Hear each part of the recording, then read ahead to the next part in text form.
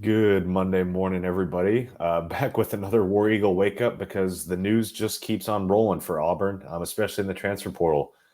Guys, if you're just watching this on YouTube and you're not over at the site, definitely make sure to check us out at auburnundercover.com. We've had a lot of coverage about the Shane Hooks commitment, which is what we're going to be talking about today. And also, if you're on YouTube and you have not subscribed to the channel already, definitely make sure to do that. It doesn't cost you anything. It's totally free. We are really close to hitting 6,800 subscribers. We're making the push for 7,000. So definitely to go right below, check below, and make sure you're subscribed if you're not already.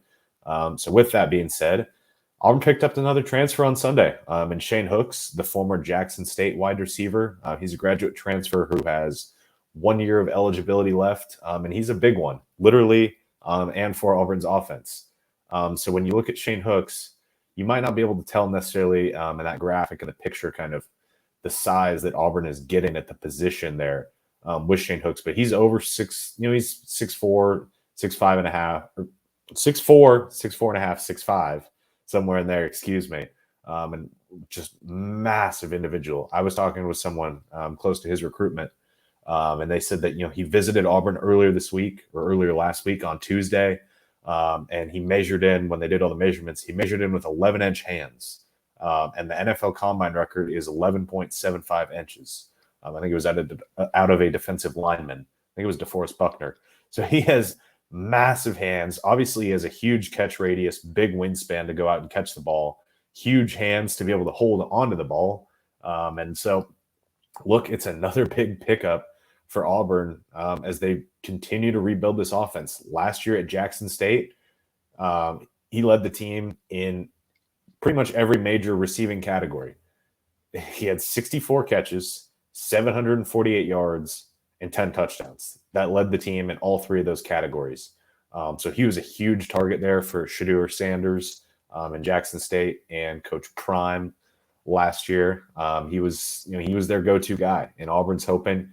And he's only a one-year guy, but Auburn is hoping that he could be a big addition for this room. It'll be really interesting to see how everything plays out. I talked about making sure you're over at the site earlier. Nathan King had a great depth chart impact story, breaking everything down. It'll be interesting to see how each position plays out at wide receiver. Obviously, you have a good idea of what the slot looks like with Javarius Johnson, Jay Fair, Caleb Burton, maybe even Coy Moore getting a little bit of a run there at the slot as well. But in terms of the X and the Z position, the two outside positions, how you split them up between Camden Brown, Jair Shorter, Nick Mardner, Shane Hooks now, Coy Moore if he's there, Malcolm Johnson Jr., Omari Kelly. You have a bunch of guys there. Now you have several different transfers there as well, where it'll be interesting to see kind of how things play out. The way Nathan King looked at it was at the X position, he had Camden Brown or Jair Shorter listed as the starter, with Nick Mardner as the second guy on the depth chart there. And then at the Z position, he had it as Shane Hooks or Coy Moore. And then Malcolm Johnson Jr. or Omari Kelly. But now all of a sudden, you're giving yourself some options if you're this Auburn offense. You went into the spring not feeling great about the wide receiver room, and Hugh Freeze talked about it. He was open about it. He said, look, the receivers need to get better.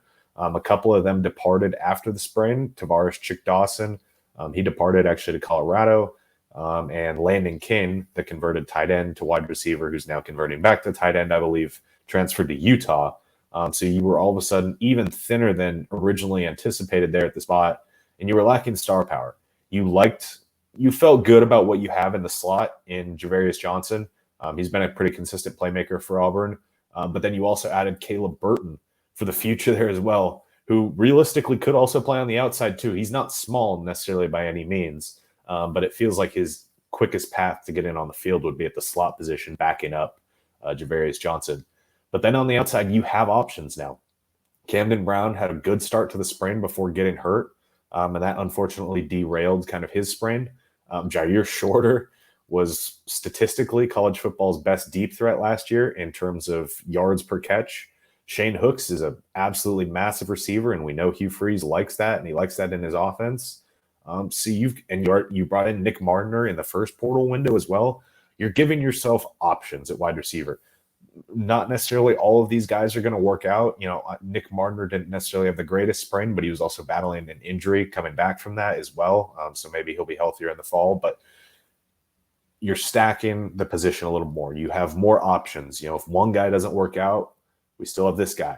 You're adding depth. You're hoping that one of these guys steps up and can be a true playmaker. And also, in my opinion, I think you're making the life a little bit easier for a guy like Rivaldo Fairweather, who was probably going to be Auburn's best pass catcher coming out of the spring. Felt like he was going to get a lot of run in this offense, and he absolutely still will. But there was going to be a ton of pressure on him there at that tight end position as that hybrid guy to really carry the load in this offense in terms of catching the ball. And he still will. He will still absolutely be involved. But now defenses are going to have to respect the receiving room a little bit more. At least that's what it seems like based on what Auburn has picked up. So that's kind of recapping Shane Hooks. Guys, Sunday night, obviously there was some news reported elsewhere about Cyrus Dumas, a transfer cornerback out of New Mexico State, saying that he had committed from multiple different sources within the program that we were talking to on Sunday night. He intends to commit, and Auburn is likely to take his commitment.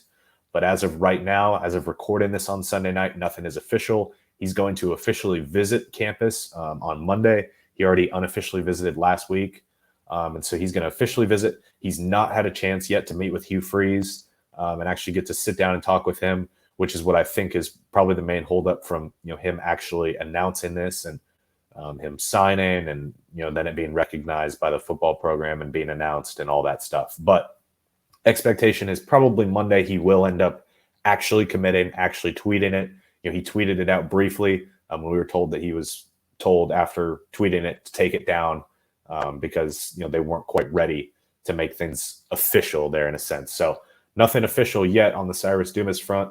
By the time you're listening to this, maybe he will already be official, but Shane Hooks is official. He committed. We were told he is signed. Now, that has not been announced yet at the time of recording this, but it probably will be shortly. And so that is the War Eagle Wake Up, and we will catch you guys in another one later this